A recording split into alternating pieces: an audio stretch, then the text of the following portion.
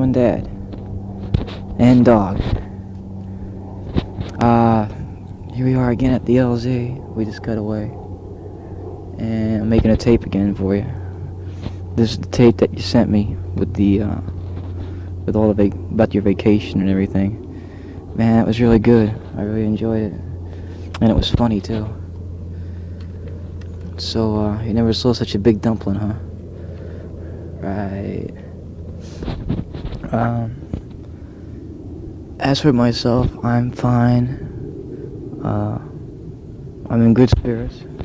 Don't ask me why, but I'm in good spirits out here in the bush. It's, you know that pic. Oh yeah. Well, to tell you what's new or what's been happening to me lately since the last tape. We got resupplied that day. And this is from the last tape. We got resupplied that day, and 2 days later, we got helicoptered. We got airlifted out, and we went back to the rear. I mean, not to the rear, but to an LZ. You know, like a fire base. And this is LZ. They call it LZ Silver. And from what I heard, it's about 50 to 60 miles northeast from Saigon. So I'm working around the same AO still, and you know, still haven't seen anything, which is good, and hope I don't. Let's see. Well, anyway, after we got to LZ Silver, we stayed there for 3 days, and we were supposed to, that's like a stand down. The cat doesn't have that many good stand downs, but it's better than nothing.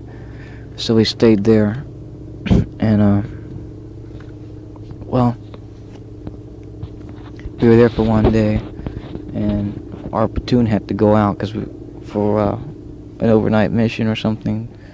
They thought there were some gooks in the area or something like that, but it turned out to be a negative report, and we came back the next day. But otherwise, when I was there, so we were there. I got some letters off. Oh, hey, listen, will you do me a favor? Tony Markowski wrote me a letter, and well, I wrote him one right back and everything. I had the whole thing done, and I lost his address. Now, if you would be so kind as to call up his mother and ask him for his address in Arizona at the Air Force base which he's staying at, because, you know, I like to keep in touch with him. He's a pretty cool guy. So if you do that for me, please, I'd appreciate it. And this feels kind of funny, you know, I got a letter here written and can't send it out to him. Let's see. Oh yeah. So we came out back after we were there the third day. We came back out to the field, and you know, the same old routine. We've been following the stream. You know, looking for the bad guys, I guess, but haven't seen anything. No signs of them or anything, so that's pretty good for me. It makes me happy. It ain't that bad as you think. Like, you're probably, you know, wow, here's my baby boy running through the woods, you know, with a gun. Got a light over here. I don't know. Mike might. So what? Cutting in on my tape, huh? Oh yeah, I forgot what I was just talking about. I told you about the stream, we were following that, we haven't seen anything. Okay. If it means anything to you, I'm the assistant machine gunner in the squad. Whoop-de-doo.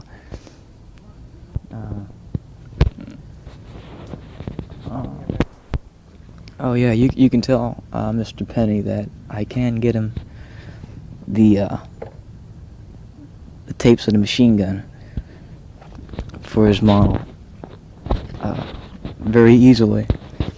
Now, before I do this, ask him if the airplane is World War I type or World War II type, because I think I can rig it up where I can get 2 machine guns going off at the same time. Believe that? And if it's a World War I, since they only had a 1 machine gun in their airplanes, you know, let me know. I'll get it for him if I can. I mean, which I can.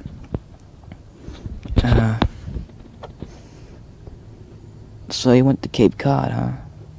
Yeah, that was pretty good. I really enjoyed, you know. I could just picture myself being there, you know. That must have been pretty good. Pretty fun. What did Florence have to say? Did she say anything? The lady at the Starlight Motel? Because, you know, I always liked her. She was pretty funny. And, oh yeah, what else? See how exciting my life is over here? Can't think of anything, and I got a whole mess of tape to go. Wow. Okay, I guess things that I could... Oh, yeah, I failed to mention the date. Today is October the 8th. And right now it's about a little after 10 o'clock my time. In the morning, that is. It's a nice day out. Blue sky with clouds up in the whole thing. Beautiful scenery.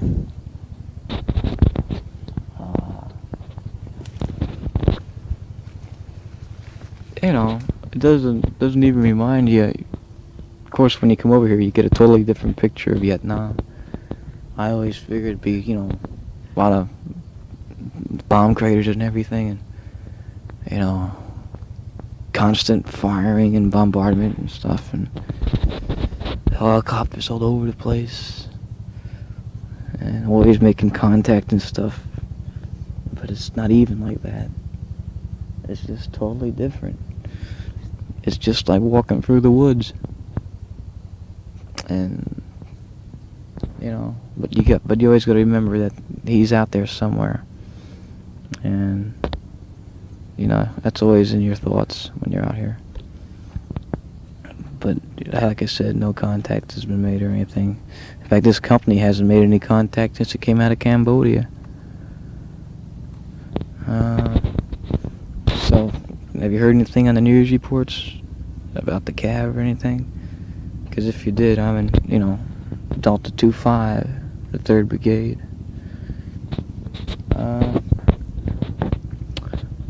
Yeah, you can tell Auntie if she wants that she may send a tape to me, and I'll tape record back, because I really enjoyed sending tapes. Also, if you can, send the C batteries. You know, I could always use C batteries. Either send 4 or 8, because this tape recorder I have works on 4. And you know, last time you sent me 6, but I'm using 4 right now. That's all I got left, and I do use it a lot. What else could you send me? I mentioned before, you can send me cans of tangerines and maybe some canned cherries. Well, I'll tell you, this is what I get. You know, like cans of fruit. That's a real delicacy out here. If you can send anything but apricots, if you see any other fruits besides apricots, pears, peaches, what else we got? Applesauce. I'd enjoy them, you know, just because we get a lot of those. And I'm gonna have somebody pop smoke in a second, so you might have a helicopter fly over here, coming in for the LZ.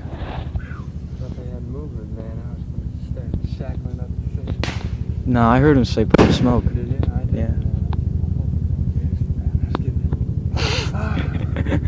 When everybody runs around like that, man, they usually get something happen.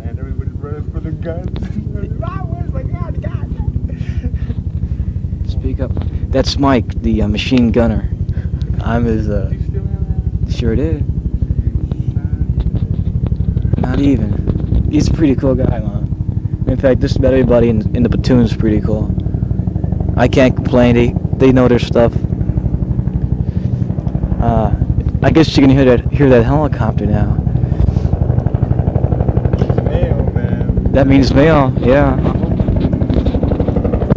So if I get any mail, I'll open it up and read the letters back to you, and I'll make my comments. I heard Nixon say something about having a ceasefire. Just this morning on the radio or something, one of the guys passed it along. So if you could tell me, read a little bit more information about it, I'd appreciate it. Let them listen to the chopper. Yeah, they heard a chopper once before, Mike.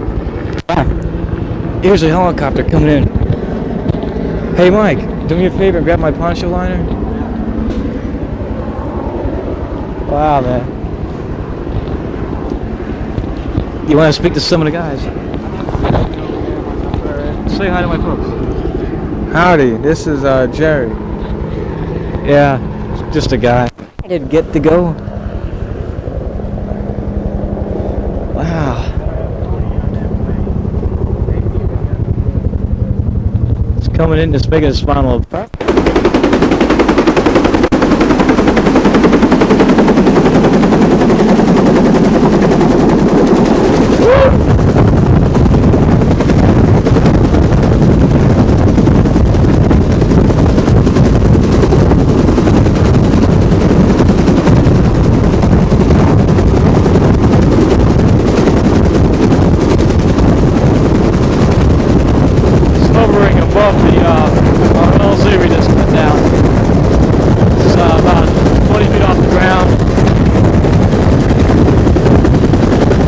Coming down now. It's about 10 feet off the ground. Alright, he's on the ground now. Going off, seems to be sea ratchets. Yeah, that's what it is, sea ratchets. Threw off a radio, some water.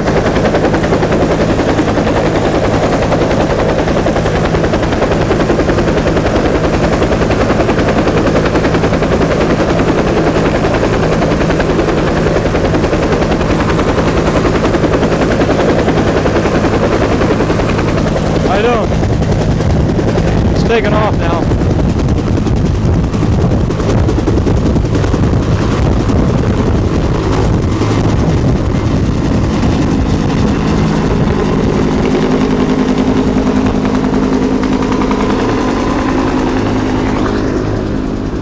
Wow, I guess I know you heard that one. But I don't know if you was able to hear the wind in the background, because it was really pretty strong. It was like a hurricane back here. Okay, I'm just going to go out to the log site and check what we got in. I'll be back shortly.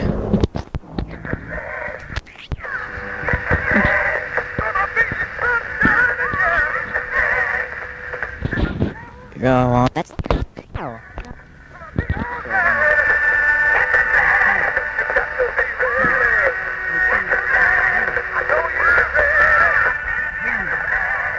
Hear that? We got a radio out here, so we do have music over here. Standing right next to me is Alan Dunmire, one of my fellow trainees who came